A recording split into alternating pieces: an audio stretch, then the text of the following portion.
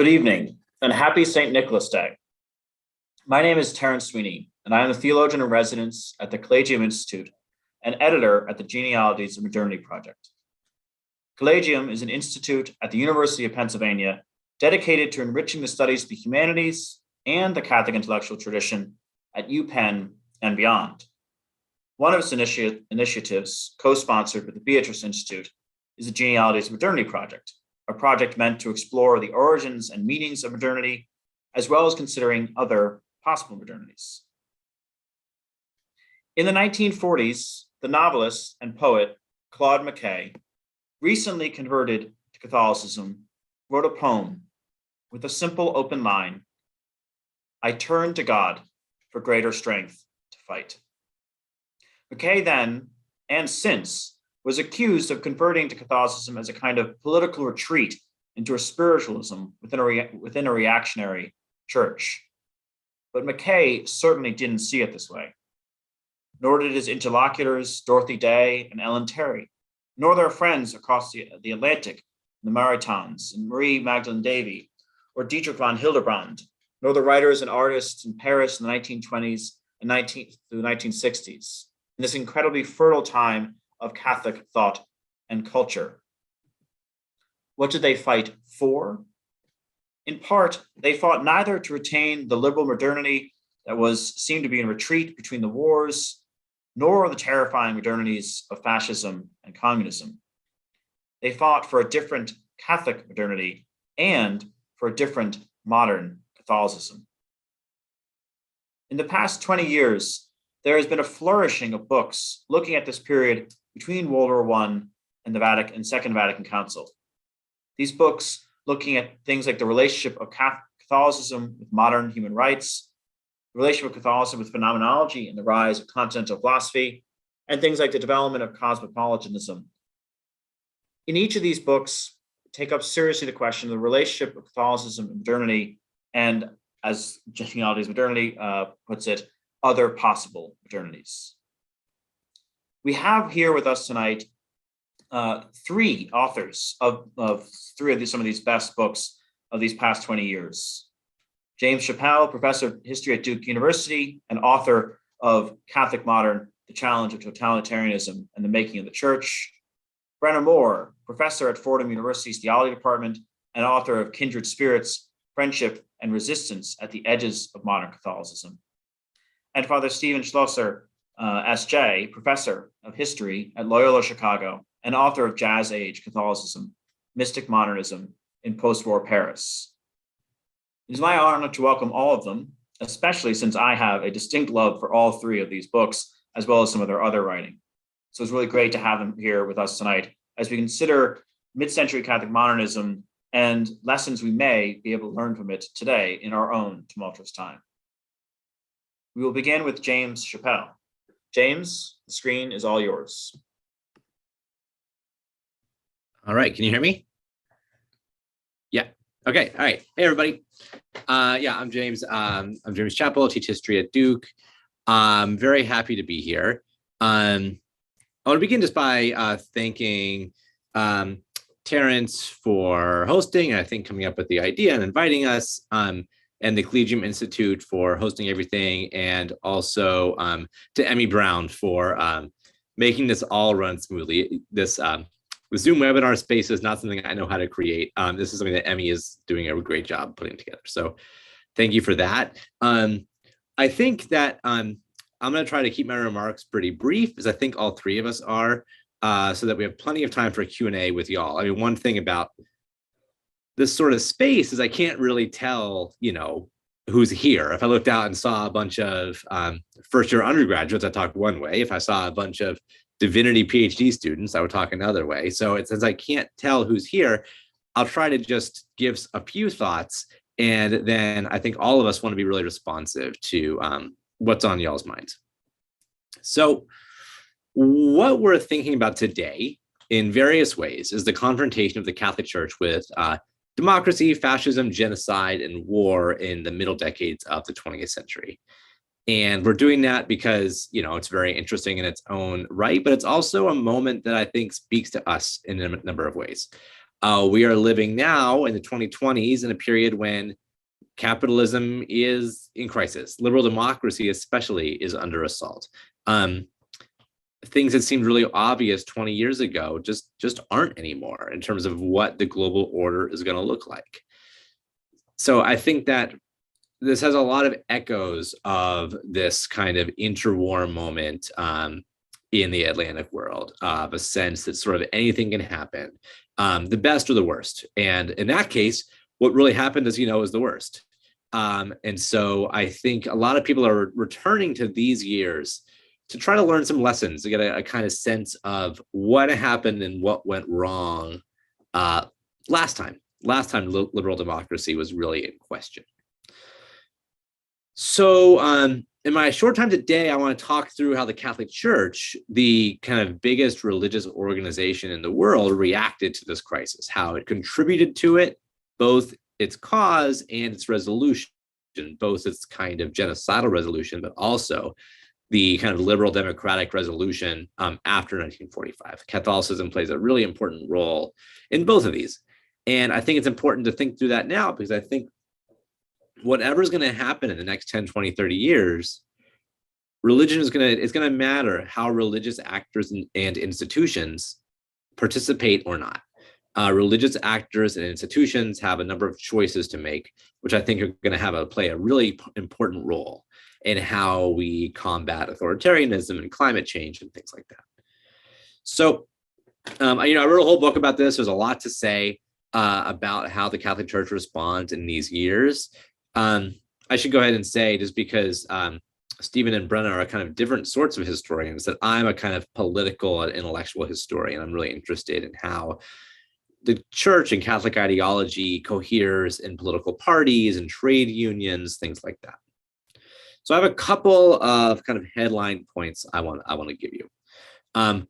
The first, and this can be uncomfortable for Catholics, is that Catholics in the church, for the most part, really did collude with the forces of genocide and fascism.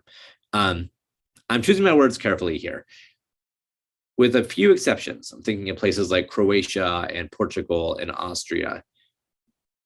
It's not that Catholics believed that these kind of fascist or authoritarian regimes were like good, or that they were Catholic. Catholics then and now are not dumb. They don't look at Nazism or Italian fascism and say, oh, wow, this is so Christian. If you look carefully at what Catholics are writing, they know that. They know that Hitler and Mussolini and people like them don't have the interests of the church in mind. But, and I should say, they have lots of conflicts with these regimes over things like the rights of converted Jews, over the existence of Catholic schools, over the ability of bishops to appoint their own clergymen, so things like that. So there's lots of conflict between the church and fascist regimes, and there's also not a lot of genuine ideological convergence, I don't think. I think what happens is that this is not a moment when I don't know if a genuinely Christian politics is ever possible, but it definitely was not on the table here. In this really crisis period in interwar Europe, Catholics kind of had to choose between fascism and some version of socialism or communism. And most Catholics, from the Pope on down, chose the more fascist or authoritarian option, even though they knew it wasn't perfect. And so if we're thinking about the kinds of, let's say, morally fraught decisions that Catholics are making in this period, we should not be thinking about Catholics who became deluded and became Nazis for some reason, like they were brainwashed. I don't think that's what's going on. We should look at Catholics who are looking at the options available to them and deciding that one version, usually the fascist or authoritarian option, is better for the church, for Catholic values, things like that. They believed, and especially, I think, to understand that, you have to go back and realize just how terrified Catholics were of communism, how they saw communism, like fascism was something that, they'll have conflicts about certain issues like control of marriage or whatever. They believed in a lot of places that if communists come to power, they're going to start slaughtering priests. Were they right or wrong to believe that? That's a separate question. But that was the belief. So I'm not trying to be apologetic for these Catholics, because the decisions they made are kind of morally disastrous. It leads the church to be the church you can imagine a world in which the Catholic Church, because of its Christian values, is the great bulwark against fascism, Nazism, and genocide. Maybe the church would have been destroyed. That's not the world we lived in. The world we lived in was one where the church made 1,000 compromises, did actually very little for the Jews of Europe, and the church does survive. So these are choices that Catholics made. So that's one headline finding I want to give from my book. Another headline finding is that, so far it probably sounds like, I am a Protestant. So far this probably sounds like some kind of anti-papist screed. I do want to emphasize that there also was a really profound form of Catholic anti-fascism. I don't think it was mainstream. I don't think it was all that powerful. But as a historian, we also want to recover things that didn't work out, because it shows a kind of path not taken. And these are people, and there were lots of them, including some of the ones that Terence was talking about at the beginning, who saw racism and fascism as greater dangers than socialism or communism. That's not to say they were Marxists. It's also not to say that they were liberals or kind of Catholic light. These are people like Jacques Maritain, who Terence also mentioned, people who are deeply and profoundly Catholic, but believe that those Catholic ideals enjoin them to fight with every fiber of their being against racism and fascism, even if that means colluding or collaborating with socialists or Marxists, who at a kind of metaphysical level, they did not agree with. This is where you find Catholics who are become critical, especially of anti-Semitism. The race politics of the church are very complicated in this period, but I'll just say that there is not an identity, but at least a kind of common cause between Catholic forms of anti-Semitism and fascist forms of anti-Semitism. And if you're looking for a really robust anti-racism in this period, you find it in these kind of more socialist anti-fascist Catholics, who I think are really genuine Catholics, who are grounding their politics and their actions in their reading of the tradition. Okay, the third thing I want to say, and this one does directly relate to the theme of this panel, is that both of these are modern. Terence mentioned this earlier. I think a way to think about this period is not, some Catholics were modern and they believed in democracy, and other Catholics were bad and anti-modern and they were fascists. I think that is a kind of common way to think about these years, and one that is, you can imagine why it's attractive for a lot of Catholics. It's a nice story, but it's not what's going on. I think that both, as Terence suggested, there's nothing more modern than fascism and Nazism. Catholics who decide to support these movements are modern in a way that like a 17th century Catholic would have been astonished. These are secular movements, secular states, secular regimes. So if a Catholic is deciding to support that in the name of Catholic values, that's a very modern kind of choice. That's a Catholic making a choice in a modern political field where a genuinely kind of religious option is not there. The same is true of the more anti-fascist Catholics. They're modern too. They're not calling for a return to some kind of theocracy or a return to the Middle Ages or anything like that. They both have visions of a religiously plural future. They just see different ways of getting there. So I think the best way to think about this period is a kind of contest between different forms of Catholic modernity. I don't think we should see this as a passion play between the good modern Catholics, and that's Vatican II, and the bad pre-modern Catholics who end up becoming fascists. I think that's the wrong story. So that's the basic story I tell in my book, that there are, and confronted with this major crisis in interwar Europe, Catholics developed two main ways to imagine a Catholic modernity. One is around a kind of racial and hierarchical order that defends the church against communism. That's the mainstream option. And another is like a riskier and more minority version that says, even though it's dangerous, we will collaborate with socialists and communists against racism and fascism. This is an anti-fascist form of Catholic modernity. And then of course the story after 45 becomes very complicated. It's not so simple as saying the anti-fascist forces win. I think the post-45 story is way more complex than that. But I don't want to get into that here. I'm happy to talk about it in the Q&A. The last thing I want to say, and okay, now I've gone on too long. The last thing I'm going to say is just in terms of, well, I have some ideas about lessons for today, but I will save that for the Q&A. All right, thank you very much. And thank you, Terrence, for the reminder. My Word document was over the chat, so I'm sorry if I went on too long. All right.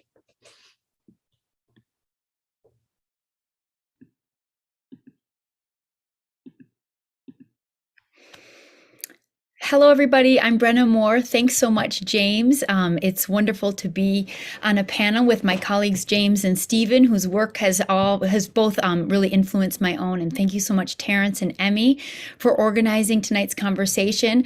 And I've never done this, but I just clicked on the attendees and saw lots of friends and colleagues. So it's wonderful to be able to all gather in Zoom after a full day of like work and teaching in normal life, which wouldn't normally happen, but I wish I could have a beer with all of you after. So thank you so much for tuning in. And James, I appreciated your talk. I have so much I want to say, so hopefully we'll be able to have conversation among the panelists too at the end. But I'd like to begin by pointing out that the epicenter for all three of our books, I mean, certainly Steve and my book, but James's book too, there's like the center of gravity, I think, is for the most part in Paris. And this illustrates and perpetuates the widely held scholarly assumption that it was in France from the 1930s to the 50s where we find the initial theological creativity for 20th century Catholics, particularly among the French, Jesuit, and Dominican theologians. And I would agree with James. I mean, that initially these are sort of really minority figures working to come up with kind of Catholic ways of conceptualizing democracy, anti-fascism. And it was here that these priests finally helped the church expand its political and spiritual repertoire beyond far-right conservatism and intervene in major 20th century debates around human rights, communism, fascism, democracy, and eventually laid the groundwork for Vatican II. But of course, it had lasting impact in spheres well beyond the church.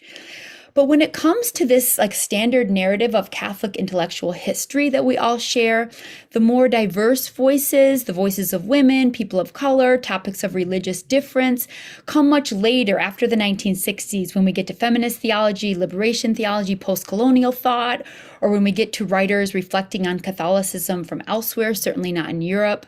That's all later or contemporary. And in Catholic higher ed, I think these are often in tension. And this is something I was thinking of in terms of implications for today. So I'm thinking of kind of Catholic higher ed. These are often in tension, that there's sort of this canonical Catholic tradition, especially even kind of the good guys like the Jacques Maritain, the Vatican II, there's a Catholic canonical tradition. And then if it's early, mid 20th century and earlier, certainly like medieval and ancient, that this canonical Catholic tradition is white and European and clerical. And I think most people working in Catholic intellectual history, Catholic higher ed would say certainly this is limited, sure, but still this sort of heritage is something students should know about. It's heritage, but also in our pursuit of truth, the need for more diversity, voices that are likely not Catholic, not male, not European, not white. This is also totally critical for our pursuit of truth in higher education. And James Hefton, I saw you as one of the attendees, James, if you're still here, his really great new book on the future of Catholic higher ed talks about that tension really well. But over the course of my research for Kindred Spirits, my new book, I became totally convinced that what made interwar France, Paris in particular, the site of so much theological creativity is that it was so much more diverse than we tend to imagine. I think that was the key ingredient to Catholicism's intellectual vitality in this period. Even if the intellectual vitality that I want to talk about, that I end up writing about, and that Steve has written about, and James's book is in part about, the intellectual vitality that was anti-fascist and democratic, that the diversity was key to that intellectual vitality. By the mid-1920s, France received more immigrants than any other country in the industrialized world. I love the Langston Hughes quote in my book that interwar Paris was packed with the seeking wandering ones from all over the world. Though most immigrants came from Eastern Europe, Russia, some came from Arabic and Spanish-speaking parts of the world. The first mosque was built in Paris in 1926. By the mid-1920s, more than 15,000 people from Latin America were living in Paris.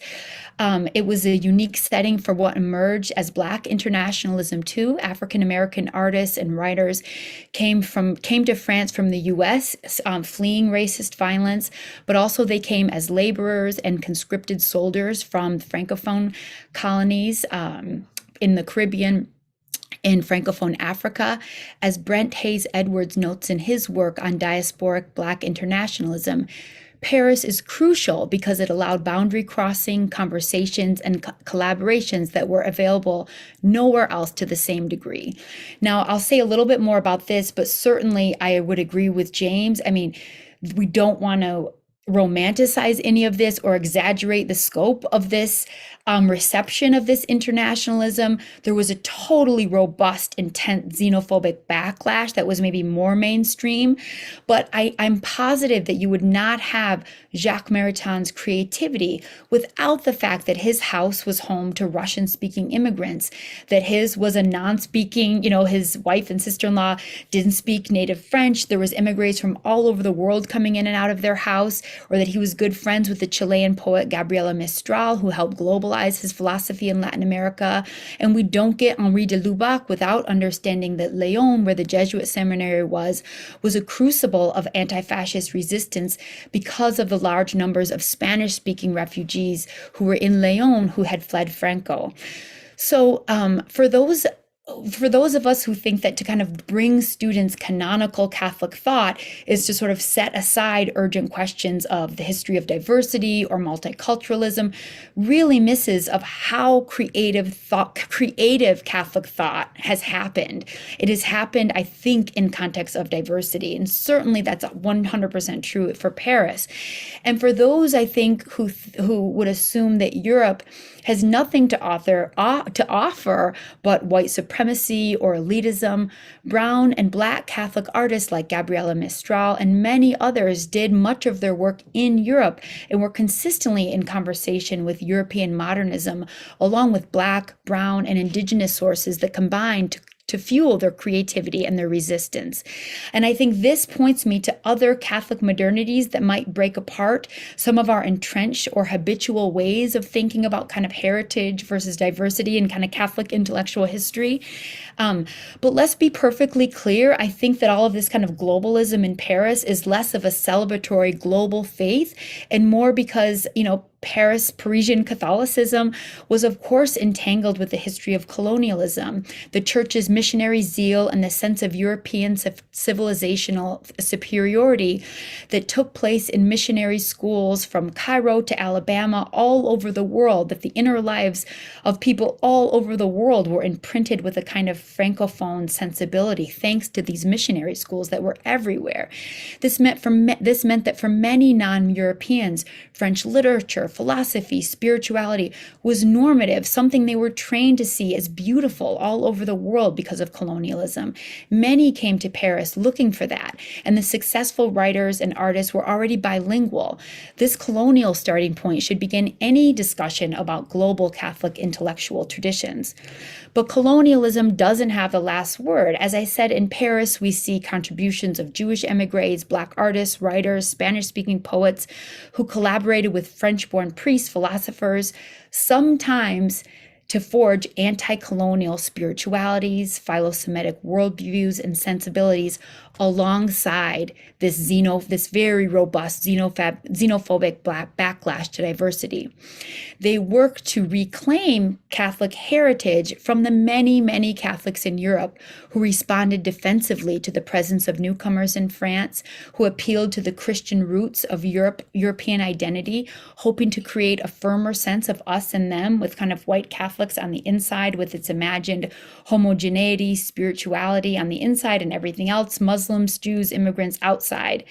So Catholics who responded to multiculturalism in Paris with something more inclusive that evoked curiosity and care points us to a complex history of Catholic globalism, its colonialism, and the way in which it contained within it incredible creativity, vitality, and resistance. And this is just in one city. I think you could think similarly about places like New York, Jerusalem, Buenos Aires in the past and maybe the present. I think these reflections of the diversity of Catholic France as the reason for its intellectual vitality is my first takeaway that might point for future ways of thinking about theological creativity. And I'll make two last points very quickly, but I see my time. I'll just make these really quickly. I think for today, when it comes to the humanities, we're very, very skilled at diagnosing repressive regimes and imbalances of power. But we're far less adept at defending what we value most and summoning alternatives. And I think this is what struck me the most about the men and women I write about in Kindred Spirits, how much they all affirmed alternatives to the violence in their world, from the journals to the utopian experience, but also they were all very much loved the language of mysticism. And they all spoke about the language of mysticism being an alternative to the ways in which religious language can be co-opted for discourses of certainty and authoritarianism. And the anti-fascist intellectuals very much knew that mysticism, particularly in its apophatic mode, was an important language that could challenge claims to religious and political authoritarianism. And I think of this often. I think that today, when we think of sort of the cash value of religion and theology, it's often with the category of the political, sort of is theology politically oppressive or politically emancipatory, whereas the language of mysticism keeps alive a language that hesitates, that's uncertain, that cannot speak in absolute answers. And I know in my own classrooms, that is a sort of disposition I aim to cultivate in my students in the humanities, where there aren't easy answers, that it keeps open and alive this language of mysticism and uncertainty. And that, I think, is a kind of discourse in a space that is really, really difficult to hold right now. And I find that their insights, the people from Kindred Spirits, their insights about the importance of mysticism keeps that space alive in my classroom. And the final quick thing I'll say is that that it was the mystical text that these mid-century Catholics pointed to, but it was not only just text, but it was often the people in the context of friendships that kept alive something of the mysterious and the transcendent. And it was a dark time very much like our own, where it would be very impossible and very difficult to keep alive some space of the transcendent that pointed beyond the everyday and the ordinary. But that was the way in which they made that possible. And I think it points to something like an alternative modernity today. And I'll leave it at that and turn it over to my friend and colleague, Stephen Schloesser. Thank you.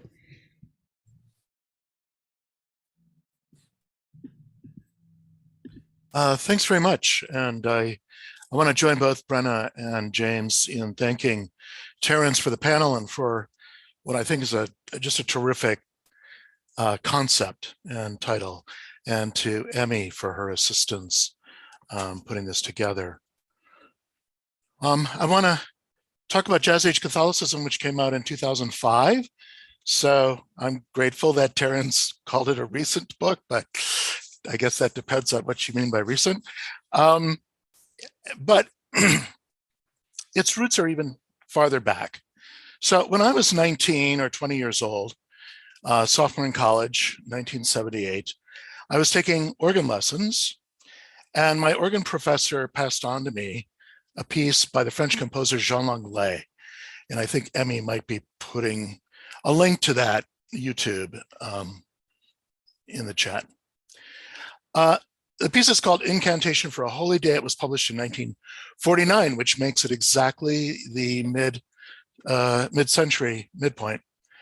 And it uses throughout Gregorian chants that are sung at the Easter Vigil service. And these chants, especially the call and response from the ancient Litany of the Saints, would have been familiar to anyone who has attended those Easter vigils services over the years.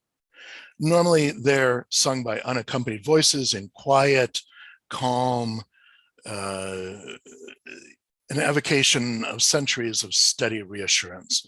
But Lenglet did something radical with them.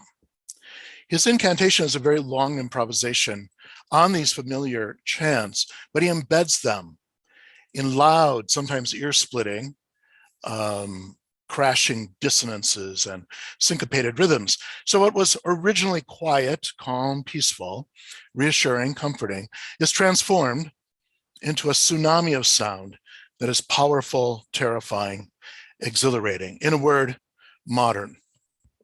A tsunami that sounds modern. And encountering this work, studying it, working it up for performance back then, left a lasting impression on me, and it was one of the most significant turning points in my life. I had experienced in a really physical, primal, visceral way what I later came to call the mystic modern, or more specifically in this case, the Catholic modern.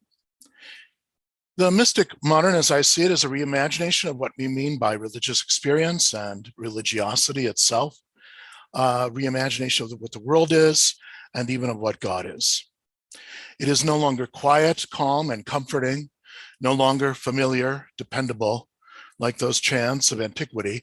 It's a confrontation with what is radically other than us, powerful forces that challenge and even terrify us. As one existentialist reviewer wrote back in 1926 about Georges Bernanos' novel Under the Son of Satan, this worldview transports us, quote, from morality into mystery, from morality into mystery, from the rational into the irrational or non-rational.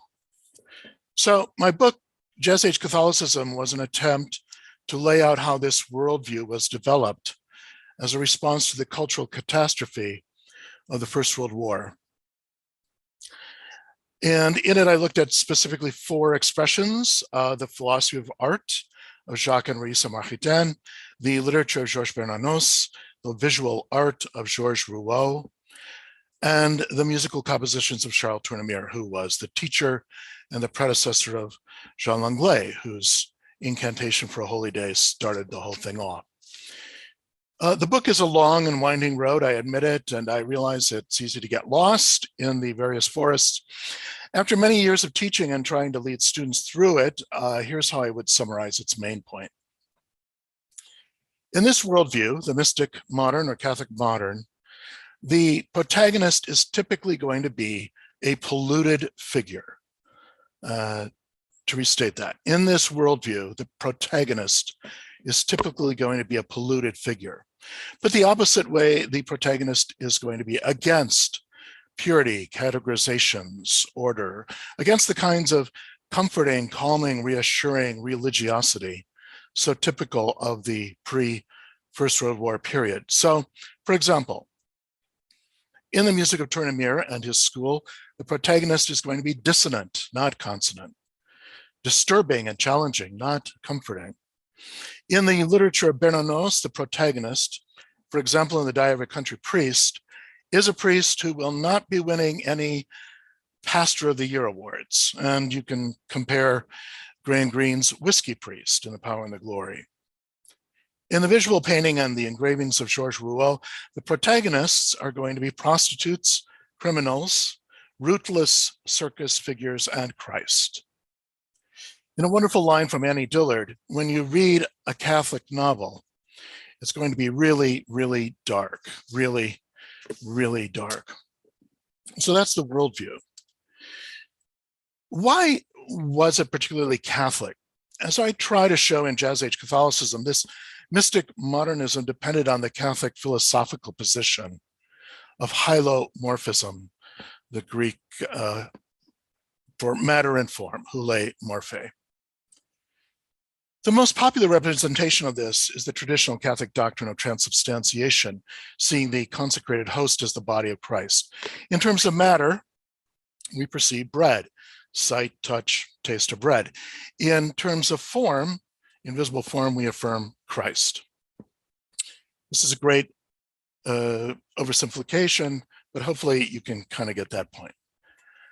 Another way of talking about it is sacramentality, a view that sees things as doubly composed, sacramentum et res in St. Augustine's formula, both outward sign, sacramentum, and invisible reality, res. As I see it, the great explicit innovation of the specifically Catholic moderns is that they could see polluted figures as the outward sign, sacramentum, of an invisible reality. Call it God or grace or the sacred, so on. Using a key phrase from one of my favorite poems by Denise Lebertov, it is, quote, not behind but within the violence, the polluted, that she sees paradise, not behind but within. Lebertov's not waiting for some future cleanup day to perceive the sacred. It is, again, to use another phrase of hers, here and now. I'll end with a simple illustration. A student was trying to express what they felt that the well-known slogan of Ignatius Loyola means: to seek God in all things, sometimes translated even more strongly, to find God in all things. And the student said, it's like looking at a child's smile or a beautiful flower or a calm summer evening by the lake and you find God. And I responded as firmly, but, without trying to be too harsh. That's exactly not what it means. There's no challenge in that. Trying to seek God in all things, in the polluted, the dissonant, the outcast, the disappointing, the terrifying, that's the challenge of seeking God in all things. And it's the challenge of sacramentality, of polluted vessels conveying the sacred. Students really struggle to link this worldview back to their familiar religious vocabulary. And there are ways to do this, but I'll leave you with just these two scriptural lines that I'd like to share with them. First, from St. Paul's second letter to the Corinthians. But we have this treasure in earthen vessels, so that the surpassing greatness of the power will be of God and not from ourselves. And second, from the Gospel of Matthew. I assure you, tax collectors and prostitutes are entering the kingdom of God before you. Thank you very much again to all.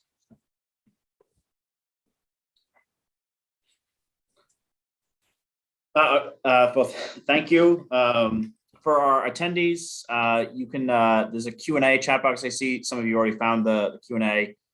So you can enter questions. I get the honor of asking the first few questions, but the attendees will be able to ask through the Q&A box. And if Brenna and Stephen could turn their videos back on, we'll be able to. There we go. Excellent. So, fun thing about organizing these events, there was, as I noted, there was a lot of wonderful books that I could have chosen from. But one thing that I was struck by in thinking about the events and in conversations we've had recently is I read these books with some amount of a tinge of nostalgia. Now, I will grant this nostalgia is in many ways totally ridiculous. To be nostalgic for 1930s Europe is a terrifying place. But in many ways, reading Father Stephen's book as someone leaving the Dominican order to become a lay scholar years ago was this revelation of this kind of exciting world. So I guess my first question is, in looking to these figures in these times, what is the value and what is the danger, or you can choose, of looking to them with some amount of nostalgia or a desire to have been there? I stumped you.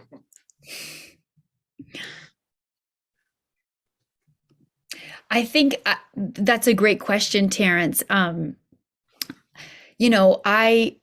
I agree. And just with some of those feelings, and then also needing for all of us who find these towering, super creative intellectuals, whether it's like the Claude McKay you opened with, or the Annie Dillard novel, that Steve quoted, or Maritains, who we all mentioned. It is to be confronted with these incredibly creative geniuses who worked in multiple languages and and responded so creatively. I would say, one, being very aware of those, like the affect that sort of surrounds us when we encounter those figures. But one thing that I think about often, and I introduce this idea when I introduce some of these figures to my students, is that it is so tempting. It feels so good to kind of veer ourselves towards like heroic geniuses who acted courageously in history. That like feels so good to do that because we identify with those people, right? And especially if you inhabit some form of Catholicism, it's like I'm trying to kind of recover some recuperable Catholic narrative, which is not always such an easy thing, but there's a passage from Franklin Hittel, who was a scholar of Holocaust studies, and he says Christians need to stop hiding behind like the occasional Dietrich Bonhoeffer and come clean of like the massive collusion of Christianity in the Holocaust and Christianity with Nazism. And I totally agree with that. I completely agree. Like we cannot hide. We have to like be aware of how much easier and how much more comforting it is to study Jacques Maritain than the collaboration. So I really try to teach both and be honest about how I feel when I study Raisa or some of the other people, but just to acknowledge what a minority those people were, what a total minority those people were. But also, like, I keep in mind the Hannah Arendt quote that says, like, in circumstances of evil, I mean, she has some, I'm paraphrasing from Eichmann, but she says, like, in circumstances of evil, most people will comply. Most people did comply, but some people will not. And that alone makes this planet a place fit for human habitation. And I love that. So it's like, you know what? The Bonhoeffer, the Jacques, the Davy, they alone to me make humanity something recoverable, something retrievable. And so I think just like really being aware and like putting that all out in front of our introductions, of our panels, of like what we're doing and what affect we're after and what work this nostalgia is doing. Because I absolutely, like, if I would come to a panel or a discussion that's all about like Catholic resistance with no acknowledgement of collaboration, I would bracket any discussion of the resistance and just talk of collaboration. I think that's just very, very dangerous. But I think too, like for Catholics, it's largely a pretty dark and depressing history, especially in the wake of the sex abuse crisis. So when you find these people that were actually really smart and creative, and especially for me, like women or people of color, it is like something to hold on to. And I think just being really honest about the work that's doing for you, I find that an honest place to stand. So thank you for that question, Terrence. I don't know, James and Steve, if you want to add. I could say something briefly, which is that, it's impossible. I mean, I felt it too. I mean, as a historian, it's an occupational hazard to feel nostalgia. But I think that for me, one of the lessons of the research I did, and also just of, I don't know, being a historian and also being a Christian, is that I think nostalgia is an incredibly dangerous emotion. I mean, it means it's a desire to return home, is the kind of, the Greek meaning homesickness, basically. And in the kind of more like bad guy Catholics I studied, this kind of sense that there was a beautiful world that made sense and something happened. And now it doesn't. And we somehow need to get some version of that back again. We can see versions of this all over the place. It's not just Make America Great Again. It's all kinds of things. And I think one thing that makes the anti-fascist Catholics to me so inspiring is the different way they think about time. Because when I go back and read the scriptures, which I know is very Protestant of me to do, one thing these people are not saying is, oh, it was pretty good not very long ago, and we need to somehow recover that. It's that, like, we have been in constant crisis, and if we're going to go home, it's going to be forwards, not backwards.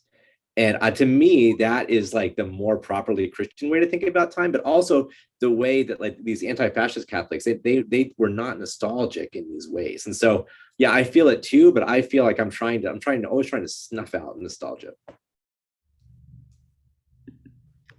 Yeah, I also reminded of, that it's easy to read these texts and think, oh, well, I would have been Jacques Maritain, right? And I think the Hannah Arendt is a challenge to remember. Maybe I just would have hid in the corner and written some metaphysics. If I could just say something about nostalgia, I loved your question. There's been a lot of discussion of it in New Yorker, New York Times, Atlantic recently.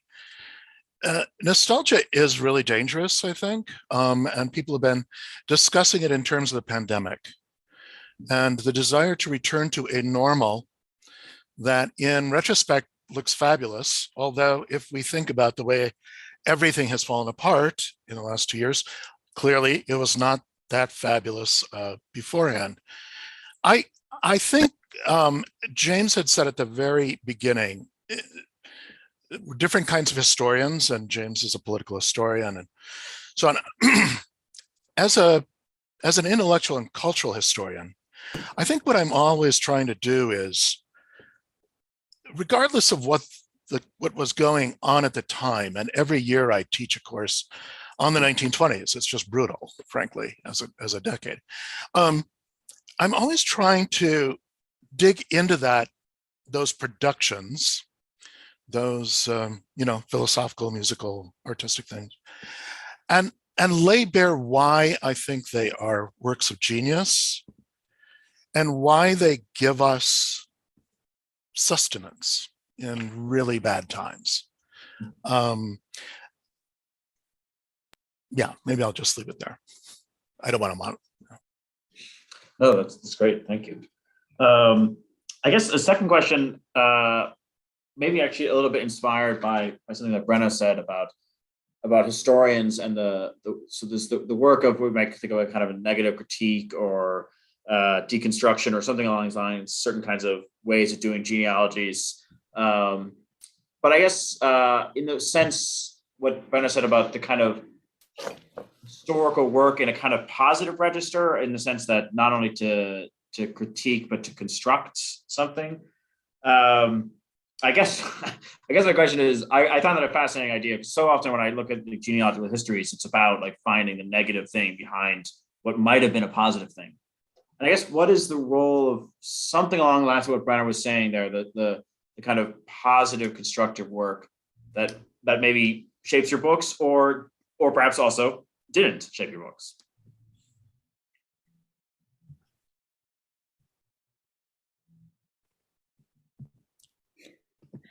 And I can easily ask another question too. No, I think that's a great question, but I began the last one, so I just didn't want to. Should want me to say?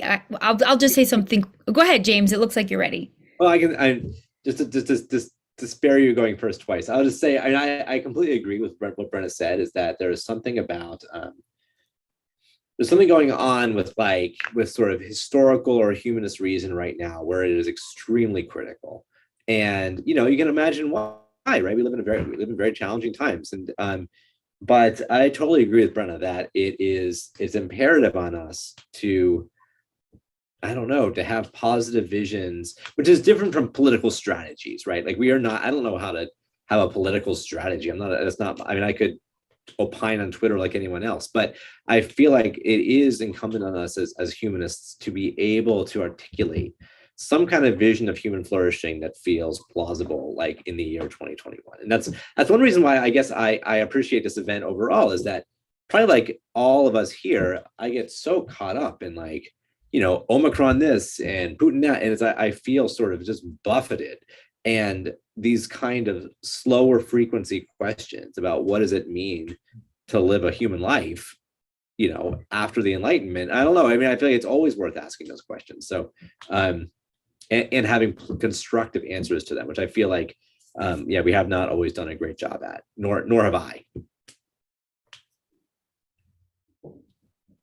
Yeah, I appreciate, James, that phrase of kind of inviting us into these slower frequency questions. I don't know if that was the way you put it, but I that resonates with me. And I think, going to divinity school and teaching in a theology department, there is always this sense that like the religious histories that we teach are not to be like totally deconstructed. We don't want to be naive, but that we are in some sense like mining for wisdom there, even if we have to do it in a critical way. And I think that I've gotten so involved with our undergraduate students at Fordham, really mentoring them and advising them and seeing just psychically, like if you really in the humanities just offer deconstruction, I just think psychically and psychologically for young people, that's really hard, to sort of graduate and enter the world with just the tools of deconstruction. So it was sort of a sense of wanting to point to other possibilities. And then, the recent book that's influenced me, Rita Felske's book, the limits of critique. But I think there's a lot of people in critical theory, Maggie Nelson's new book on freedom, that are just sort of saying like, okay, almost we're ready to kind of turn from that deconstructive and think that the critical thought in the humanities might mean more than just critique. It might mean being open to considering what possibilities are opened up by the worlds that we study. And that's why I find it a little safer, but this is just me putting my cards on the table, to study the possibility of these worlds that were minorities, underdogs, failure, because it's, it feels a little safer. Like I'm really, I don't know, I'm not leading my students from A to B to C to the White House. I'm not really pretending like I'm offering some really straightforward political program. I mean, these were kind of poetic utopian experiments that were meant to counter the violence of the 20th century, but they were in a way never fully institutionalized. So they're still possibilities, so I find that I'm really not alone in searching for that. I feel like the humanities are kind of there right now, and I find it really refreshing.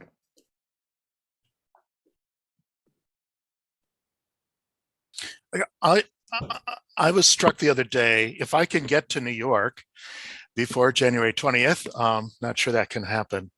I desperately want to see the massive surrealism exhibition at the Met, and it's just it's a monumental thing, and I just wish it were coming at a different time.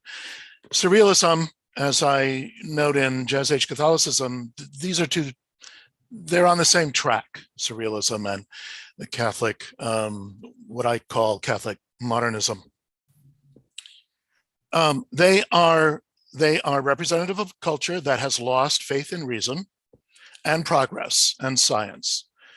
And what they are doing is they are trying to construct an alternative world that is beyond reason. In surrealism, it's the mixture of the dream state and the waking state. Catholicism, the here, what one might call the immanent frame, but also the beyond as it intersects it. And they're visions of alternative possibilities. And to me, this is the point of the humanities. If I were limited to reading the newspaper, I'd be really depressed. I was struck by a comment in the Times review of the surrealism, and the reader wrote, "I was there yesterday, and there's nothing beautiful there." I was really blown away by that. It tells you what the reader thinks art is supposed to be. But it also tells you that the reader didn't quite capture what was going on in the 20s and the 30s, to which this was a creative response. So when I think about the nostalgia question, I think, first of all, I love these works, and so I really want to study them and pass them on if possible. But secondly, I think what they do is they say to us, this is how a particular generation cohort dealt with circumstances that we would find, pretty intolerable today. And are we capable of doing the same thing? I think that's the question.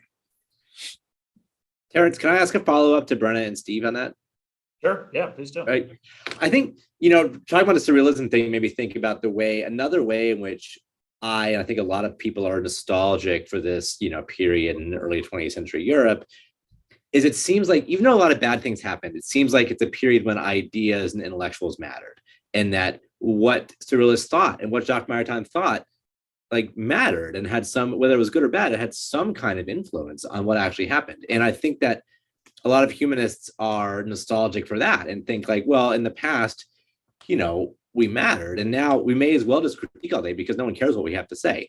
And I guess I wonder, as you know, I guess ask Stephen Brenna, as people who spend a lot of time just sort of trying to inhabit a particular old world where supposedly ideas mattered. Like, is that right? Is it right to say in 1920s and 30s Paris, ideas and intellectuals mattered in a way that they don't anymore? I think that's a common story, but do you think it's right?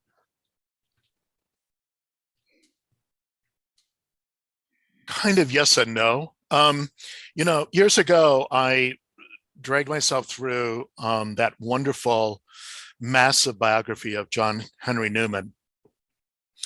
And I'm regretting to say that I'm forgetting the author's name at this moment, but I mean, this is 700 pages. And I was struck by how much of the primary source material is passages from the Times of London,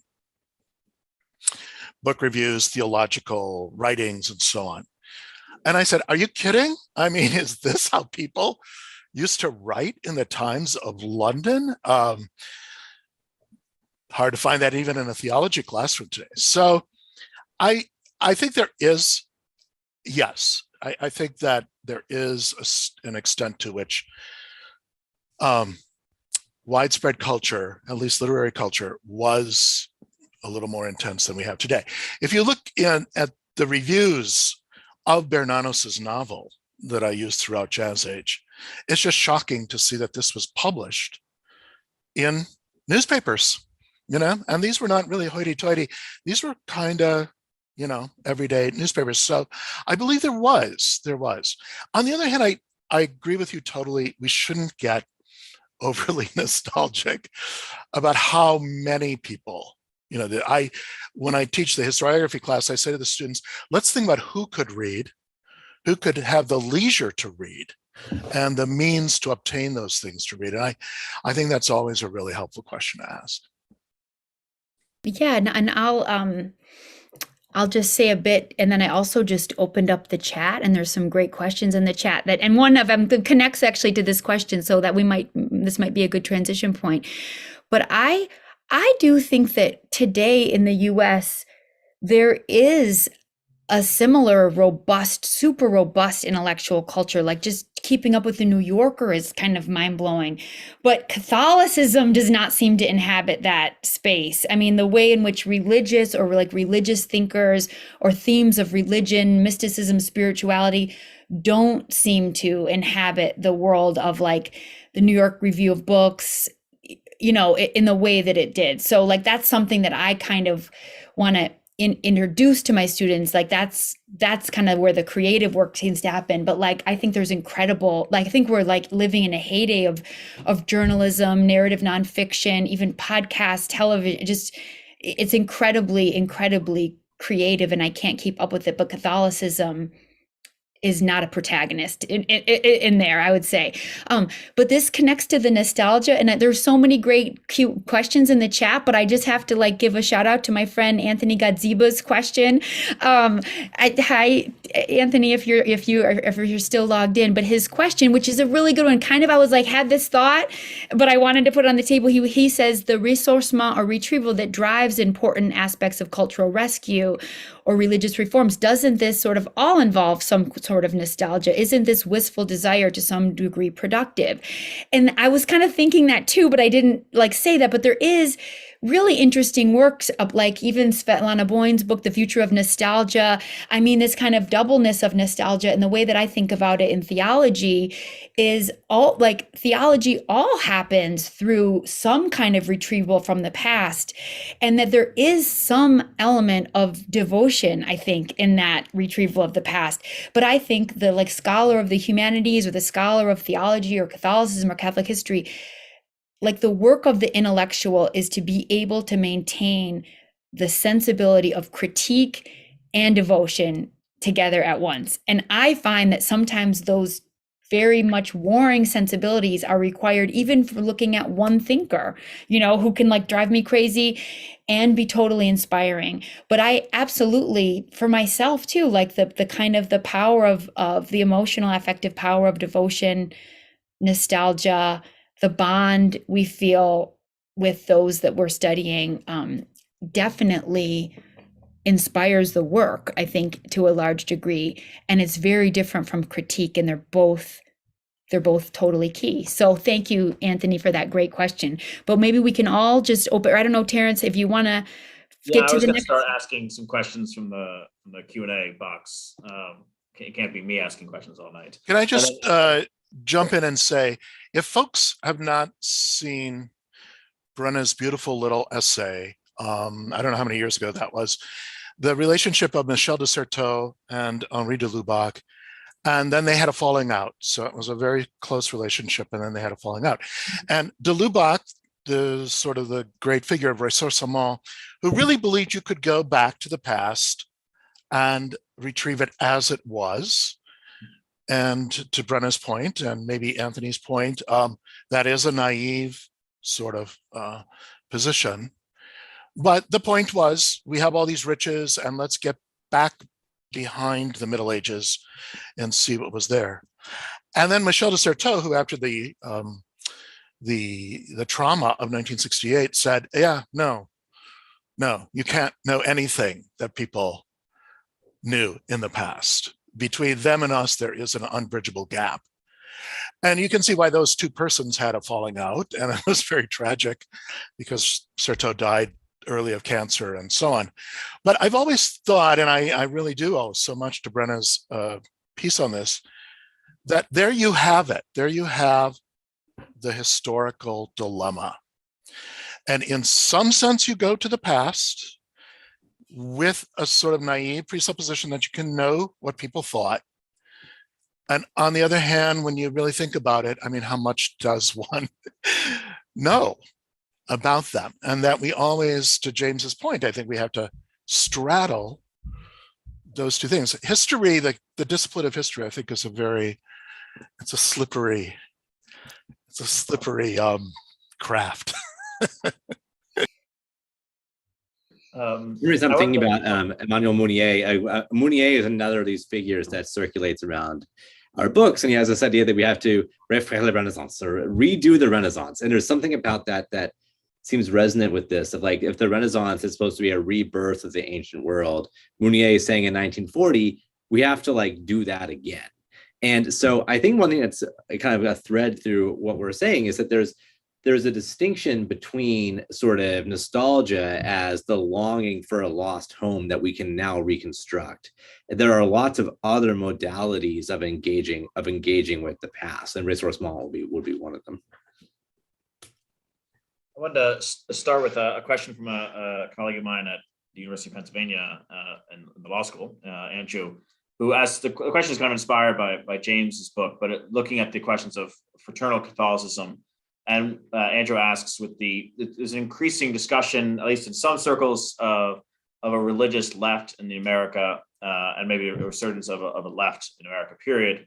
So do you think there are particular aspects of fraternal Catholic modernism that American Catholics can recover? In this sense, a question for James, but also maybe a question for Brenna, when her comment earlier about are Catholics at writing for the New Yorker or elsewhere beyond the New Yorker, to be at the table, particularly if we're thinking about a kind of left Christianity. Yeah. I'll just briefly say to explain the terminology there. He is one of the brave few who has read my book, and basically that term is just what I use to describe these kind of anti-fascist Catholics. And so the question is just like, there are these cool anti-fascist Catholics back then. Is there anything like that now? And I don't know. I'm really going to leave the floor to Brenna and Stephen on that. For me, the absence of a robust religious left in this country is one of the kind of great puzzles of my lifetime. Like I was raised evangelical in Central Florida, and these are people who like have so much love to give and so much devotion to give. And the fact that translates into this kind of gun belt conservatism was like as baffling to me when I was in second grade as it is now. And so I don't know the answer to that. It does not seem to me that we're on the cusp of a leftist religious reawakening. But I'm happy to be corrected. Brenna, Stephen, are you ready to correct? Steve, do you want to go ahead? All I would say is that I noticed that Peter Steinfels is in attendance here, and he would know probably better than most of us. I just think it's a very complicated story that it has to do with 1968, 1972, Richard Nixon, Roe v. Wade. I mean, it just goes on and on and on. The loss of the blue collar working class Catholic coalition, the immigrant roots. I think it's just really complicated, but I think it's a great question to bring up. Yeah, I agree. And I'm sort of just piecing this together as I'm speaking. So forgive if I'm inarticulate, but there absolutely is a Catholic left in the United States.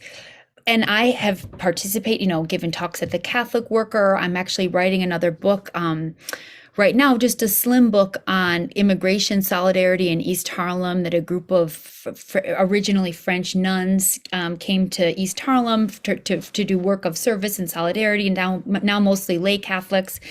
And so there's the St. Egidio community, our graduate students at Fordham. But if you go to these talks, and I think if participants and leaders and activists in those networks are here, I hope you can correct me if you think I'm wrong. It's so scrappy. It's like there's like no elitism, no institutionalism at all. It is like countercultural. It's like, they're recording it, by like pushing record on some tape deck from the 1980s with like a three-legged cat walking around, whereas these people, there was like a little more connection with institutional power. Jacques Maritain was like in the room of the UN Declaration of Human Rights. I mean, they were able to do kind of one foot in kind of countercultural modes of power, whether that's artistic, poetic, political, and, kind of the wink, wink, be the ambassador of so-and-so. Whereas the Catholic countercultural seems the Catholic left seems so countercultural that it's really hard to see the efficacy in mainstream circuits of power. That's just sort of my experience, although I still am very involved and support all of those communities of Catholic culturalism in this country and around the world. And I'm friends with many people involved in that, but it's just much scrappier. So I think that's interesting. I mean, because there's a lot of issues of kind of, integrity and maybe even purity and all that kind of stuff. And so I'll say that. Wait, I see a quick question I want to answer from the chat. Can I, or Terrence, do you? Okay, just really quick. But I just think this is a really good question from William, Florida, about what are some contemporary books that are uplifting or insightful for Catholics? Because I do think that that's hard. I think that there's so many amazing books written right now, but it's hard to wait. But are they Catholic? That's a little harder. I think that's a bit more of a stretch.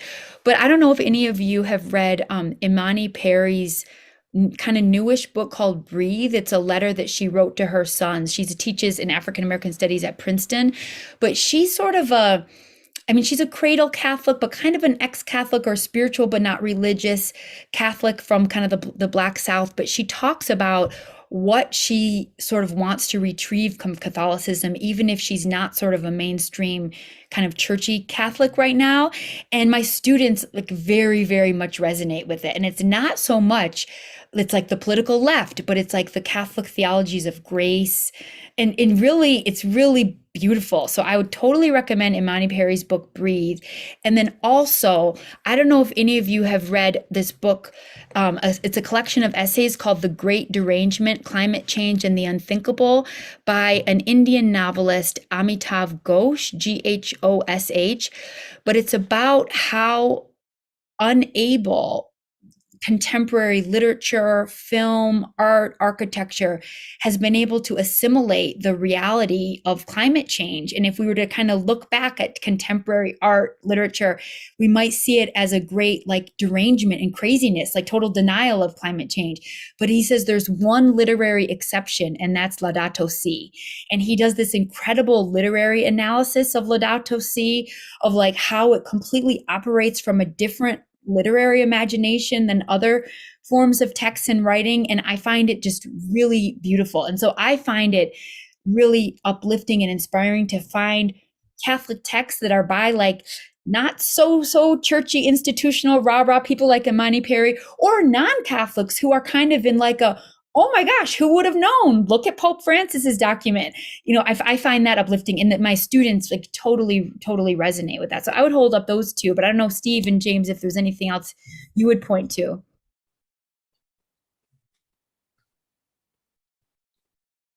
You know, a book I read recently really liked is a Jesuit from Stephen's order, James Martin, who some of you might have read. I read his book on it's called Jesus, a Pilgrimage. It's a really interesting kind of part history, part travelogue, part meditation on the Gospels. And it uses the kind of methods of Ignatius Loyola to kind of historically reconstruct and to like bring into the present and things like that. It's a long book, but it's a really beautiful kind of meditative book. So that's one that I would recommend. And I know that he also is somebody who has done a lot of work to kind of open up the church to new voices.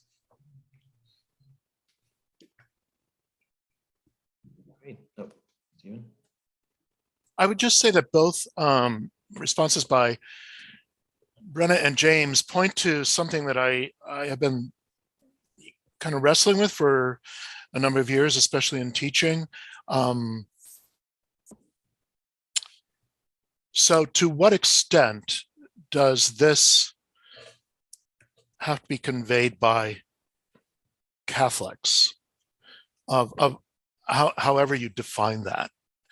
And I think when I go back to the 20s, one thing that really consistently fascinates me about Jacques Maritain is his relationship with some of these folks, Julian Green, Jean Cocteau, and the crowd, none of whom I think anyone would have thought of as being exceptionally pious. And for Maritain, and I just think one of the geniuses of him was this idea that it's not denominational, and it's not confessional, because Maritain was a philosopher, and because he really believed in this thing about there being an inner reality or transcendent reality, however you want to think about it, that is carried in these material vessels that are quite often scandalous. He was able to see the Catholic thing all over the place. I always remember the line where he says that if you want to start, producing Christian art, you need to draw a mandolin. And it's just a typical of Maritain to say, yeah, forget the external kind of religious things. What's going on is there's something deeper inside. So I think that as we look at this, we do need to think less confessionally, perhaps, let's say. A great question here from Michael Murphy, referencing Charles McGee, who's in some sense in the background a lot of these things in his own way, and is an odd figure as far as confessional life himself. And Michael Murphy quotes McGee, "Everything begins in mysticism and ends in politics." And Michael's full question actually could be a really rich article itself. But thinking of this question, like thoughts on this idea that in some sense, maybe for all these figures, that the political begins with the mystical, with the personal experience of God, and how this maybe was in play in mid-20th century Catholics, but then also how it might be at play in kind of a revived Christian politics or revived politics today.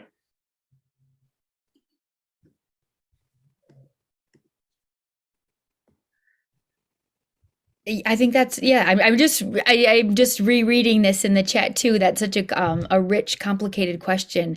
And, you know, when I was writing my first book, which was based on my dissertation, Piggy, I think we all have these figures in our writing projects that there's like one figure who you keep almost like writing the book on. And it's like, no, kind of, but Piggy is one of those figures. I mean, he was truly kind of um, a philo-Semitic Catholic way before the Maritains were. I mean, very, very early on, even, on the right side of the Dreyfus affair and so forth.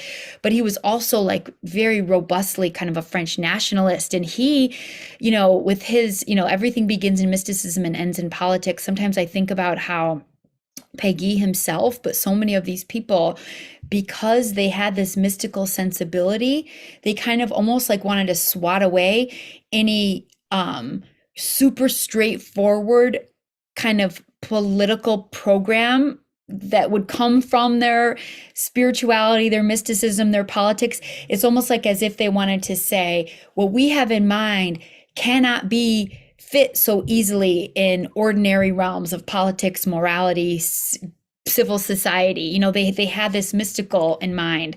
And I think with Péguy, I mean, I don't know, I haven't done a lot of research on this, but my sense is from just reading secondary literature, he was one of the ones who was like very quickly co-opted by the right. I think he, like very, very quickly. So he's someone, it's like, okay, everything begins in mysticism and ends in politics.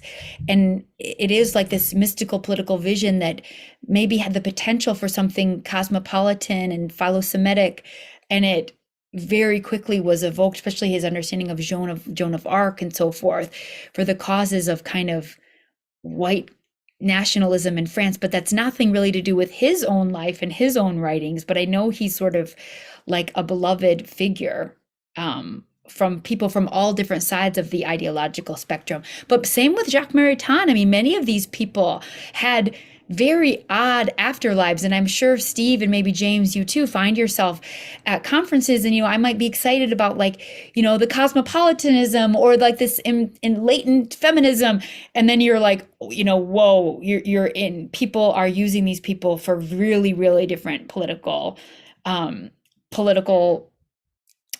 projects, I guess you could say. And I think Péguy's famous, everything begins in mysticism and ends in politics, is this sense to me that like we begin with like this charismatic sensibility and it ends with like programs, plans, blah. And they didn't want that. And so they're so easily co-opted by so many people on the right or the left. And so they're incredibly risky to evoke today because you just like never know who's gonna be attending your panel or and so forth. I don't know, Steve, but I think that's a really beautiful paragraph that you typed out, Michael. Thank you.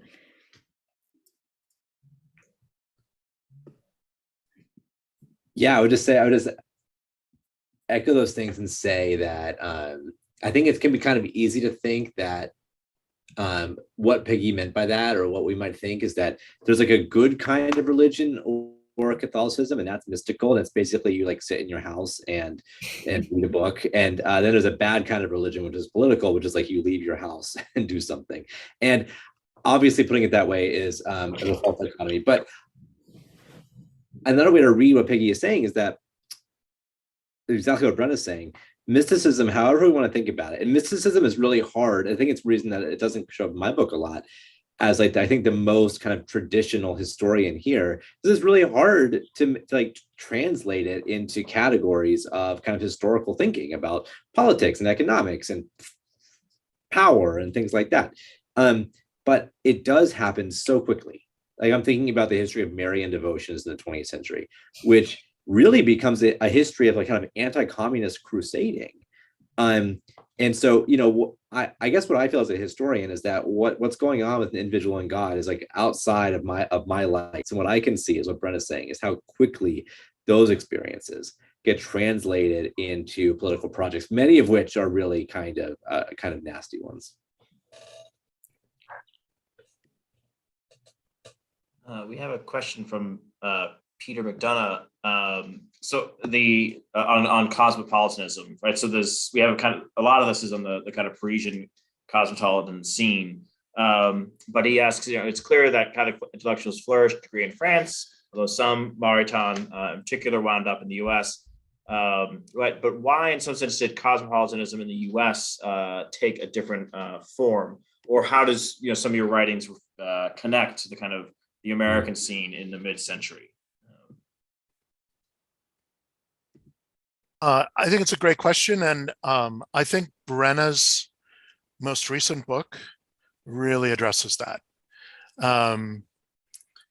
And I remember chatting with Brenna a long time ago about a book that I really love teaching in the historiography class is Jennifer Boyton's, let me get it right, Colonial Metropolis, in which she tries to show the ways in which that traditional distinction between the metropole and the colonies gets all confused in the 1920s, especially with so much immigration, but also it is a very complicated thing of Josephine Baker, just went in the Pantheon last week.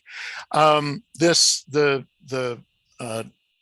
post-war drive for Black culture, at the same time that on the whole, Africans are not being allowed to become citizens, and in fact, citizenship's being rolled back.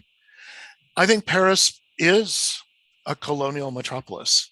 It really is cosmopolitan in a way that that few other places are. And so I totally go back to Brenna's point about who are Jacques and Raissa Maritain without those folks attending. The Russian Orthodox, the Hindu, I'm blanking now on the various attendees at those so-called Thomistic circles. Well, yeah, I mean, on the surface, sort of, Thomas Aquinas, but when you look at what the topics eventually become, what is salvation and the Vedanta and all this, you realize how, cosmopolitan they become. And I think that's because France is so explicitly a colonial power at its height in the 20s and 30s. And the amount of exchange is pretty remarkable. I would say that, one thing the history of Catholicism and race in this country is something I know very little about, and I would not try to start opining about it. But one thing about Brenna's story, which I completely agree with, though, is that we should remember that it's basically a kind of failed story. Like, even though Paris is a cosmopolitan place, the way that most Catholics responded is by embracing kinds of xenophobia. And because cosmopolitanism can take lots of different forms. Like the Protocols of the Elders of Zion is in some ways a cosmopolitan document because it's produced by a kind of group of Russian and French anti-Semites. And so there are a lot of sort of Russian immigrants into Paris that are like fantastic anti-Semites. And so cosmopolitanism can really go sort of either way. And I guess for me, the lesson of this is, there's another question in the chat about whether we should think about ideals of pluralism and tolerance as Enlightenment ideals, or if we should think that these are kind of older ideals, at least that inside the church, you can find older versions of this. And I'm actually quite sympathetic to that. But one of the tragic stories to me about modern Catholic history is that I think ideologies of race are, in the end, like secular categories, but Christianity really bought that stuff, like hook, line, and sinker for a long time. Like, I think it's after World War II, Christians find ways to make like these ideas about race really kind of compatible with the faith. And I think that even in interwar Paris, most people thought in those ways. And I think that's not until post-45 with civil rights movement here and decolonization elsewhere, that really tight linkage between Christianity and race starts to get kind of disentangled. So I think that we're actually now in a kind of new experiment, a new moment.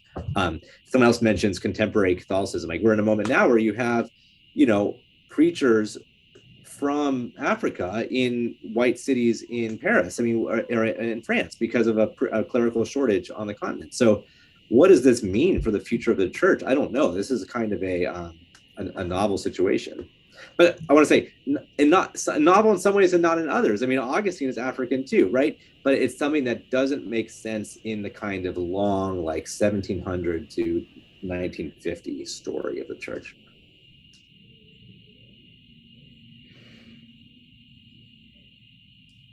Want to address that at all, Brenna, or I agree. I mean, I really like Stephen James's answers, and there's, it's kind of a big question. I don't want to take up too much time, but one thing, that would be almost like a U.S. equivalent. I don't know if any of you have read Paul Ellie's "The Life You Save May Be Your Own," about, and maybe kind of the U.S. equivalent, like Dorothy Day, Flannery O'Connor, so there is sort of at the time a contemporary kind of Catholic intellectual equivalent at the time. But I would say one difference is at least someone like Dorothy Day as a convert, but Jacques was a convert as well. There is a much more, I think, kind of, when I read Dorothy Day, a much more strident Catholicism, in the sense of like, no desire, no sexuality.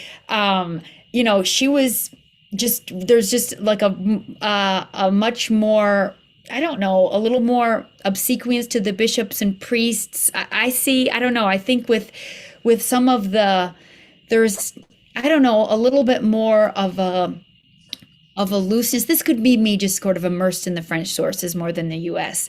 But I just see sometimes like the zeal of converts more in the U.S. Catholic countercultural material than with the French. Now that is just like impressions, I'm not a scholar of U.S. That's just something I would say. But there's a lot more. I think that James's reflections about race are really interesting. We could talk more at length about too. But I know we're almost out of time, so I think that's a wonderful question. But I think we probably don't have much more time to get into it. But thank you. I did want to, there's something I want, because if in fact Peter Steinfeld is here, I think one, we're talking about what does the contemporary religious left look like? What is the connection between our figures and today? And if anyone's looking for Chris's presence for themselves or others, I think that you might try subscribing to Commonweal, which is, I think, a really great publication. It's founded around our period. Jacques Maritain writes in it all the time, and it is now a a really vibrant, and to bring up what Stephen said, kind of interconfessional journal now. It's really interesting, and so you might give that a try. Use promo code Terrence Sweeney for 10% off. Yeah. I would like to cite our co-sponsor, American Magazine, also. Oh, right. Also, yes, I should have said that.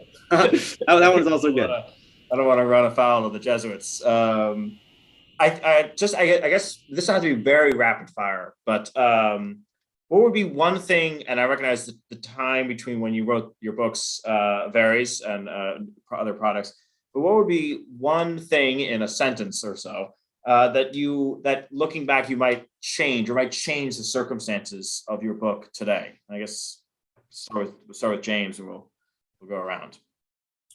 Yeah, I'll just say as somebody I've identified as a feminist forever, but looking back at my book, it's interesting to me that it's like a pre-Me Too book. It's a book where the sex assault scandal is not like at the forefront of my mind. And I kind of think that if someone's starting to write a book of Catholicism today, that I think needs to be the framing kind of question. And one thing I've been sitting with a lot is how much do the figures that we're kind of venerating from the past, how much did they create a climate that allowed that to happen? By saying, the church is this source of stability and value in a crazy modern world. How much did they, by protecting the church from secular law, how much did they make that problem worse? And I think that, to go back to something Brenna said earlier, people look different if you ask different questions. I think our figures might look really different if your main question is, how did this lead to the kind of sex assault crisis that is engulfing the church now? Brenna? Yeah, I mean, I'm so much closer to my book because it was just out a few months ago. So but I guess maybe I don't know yet if I would change it, but the thing that makes me nervous the most is that I walk this line between like kind of saying that their friendships aren't totally reducible to sex and that that isn't the only framework through which we should view adult intimacy, and that there should be things like privacy and so forth. And there's other questions to ask about intimacy besides sex. But I say it kind of late. And yeah, I think with like the sex abuse crisis, if I should have been just like much more upfront about all that and really been open about the potential risks of that statement. And, anyway, so I'm just not, I feel most nervous about the way I handle sexuality and friendship in that book. And maybe I should have done it differently, but thank you. Okay, Steve? So two things. One, I researched that book in the 1990s. That's when I was in graduate school. And if you remember, maybe you don't, the 1990s, they were the Clinton years. And they were right after the fall of the Berlin Wall. And it was a kind of a crazy time in a lot of ways. I could go on and on about that, but it was fluid and it was postmodernism in its heyday. And so I remember at that time reading about the 20s and the war and all this, and not taking it as seriously, actually, as perhaps I should have, because I was living in great times. And to go to James's point made at just the very beginning of tonight's panel, we live in remarkably similar times to the 1920s. And one thing that has been a little disturbing to me is, I've said this to my students when I teach the 20s course, I don't feel I ever understood the 20s until the last 5 years of my life. Which might be a weird thing to say, but this despair over liberal democracy and despair over the possibility of reaching consensus and truth, all of it, it's shocking. And so now I have said, wow, I sort of get for the first time in about 30 years, what's going on in those people that I was studying. And the second brief point about the sex abuse thing that I would say is, I've been very influenced by Bob Orsi's essay in his book on presence, but there's a particular chapter in there. And Bob, who's always paid great attention to the anthropological overtones of Catholicism of the body, I think he has such important things to say there. They're quite challenging. So everything that I was saying about polluted protagonists, I'm not sure that I would change the way that I presented them. But I think maybe in the same way that I think about the 20s differently now, I think about pollution and sacramentality, that belief in embodiment, very differently than I do today, than I did. Well, on the behalf of the Collegium Institute, thank you, all three of you. Thank you to the questions from the audience, those that we asked and those that we didn't get a chance to ask for. As we're in the season of Advent, which is a kind of season of thinking beyond nostalgia in some sense to possibilities to what may come.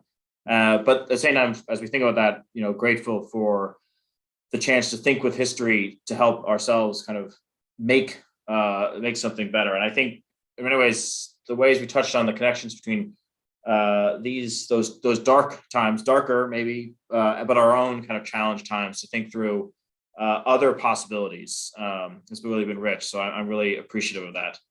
So look forward briefly for the Collegium Institute. We have next week, excited to have Katie Carl, novelist with her new book, As Earth Without Water. We'll be having that as an event. Next week, a conversation with her.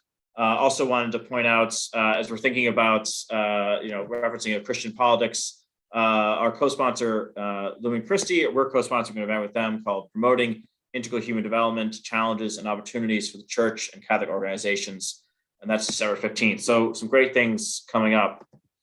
I guess to close, thank you all who attended. And I'm struck in the discussion of nostalgia by the beautiful poem by Claude McKay as he's sitting in New York, the poem called Tropics of New York, sitting and looking at bananas ripe and green and ginger root. And as he looks at these little concrete things, he's inspired in some sense to see the kind of something deeper and maybe more futural, the kind of the appeal of dewy dawns and mystical blue skies that he looks back to on Jamaica, but actually in many ways inspires his kind of forward-looking mystical and political vision. So thank you all tonight for thinking through these questions of the past, bearing with my questions about nostalgia, and helping us think a little bit more forward. So thank you and good night. Thank you, Terrence. Thanks, James and Steve. Good to see everybody. Thanks for everybody. tuning Thanks in. so much for coming.